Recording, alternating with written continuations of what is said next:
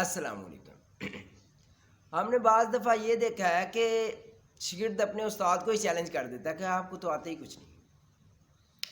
یہ اس وجہ سے ہوتا ہے کہ وہ بندہ خوش فہمی میں شکار ہو جاتا ہے۔ جو بندہ خوش فہمی کا شکار ہو جاتا ہے نا، اس کی آگے بڑھنے کے چانس ختم ہو جاتے ہیں۔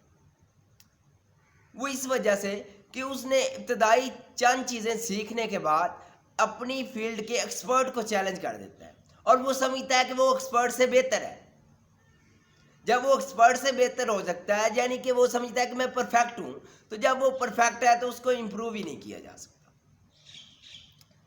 جتنے بھی بڑے لوگ ہیں جنہوں نے کچھ گین کیا ہے، اچیو کیا ہے، ایلون مسک ہے یا کچھ بھی بڑے جتنے بھی ہیں جو آرگنائزیشن چلا رہے ہیں، بڑا بزنس رن کر رہے ہیں، انہوں نے ایک ٹیم رکھی ہوتی ہے جس سے وہ مشورہ کرنے کے بعد سٹیپ لیتے ہیں، جس سے وہ مشورہ کرنے کے بعد کوئی بھی ڈیسیجن لیتے ہیں، یا اپنے ایڈوائزر رکھے ہوتے ہیں تاکہ وہ جو بھی سٹیپ لیں، جو بھی چیز کریں، اس کا نقصان نہ اٹھانا پڑے، اس کا خمیازہ نہ بھگتنا پڑے۔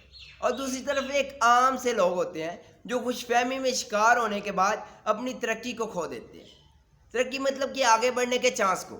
جب ایک بندے نے ماننا ہی نہیں ہے کہ میں امپروو ہو سکتا ہوں یا میری غلطی ہے، تو پھر وہ امپروو کیسے ہو سکتا ہے؟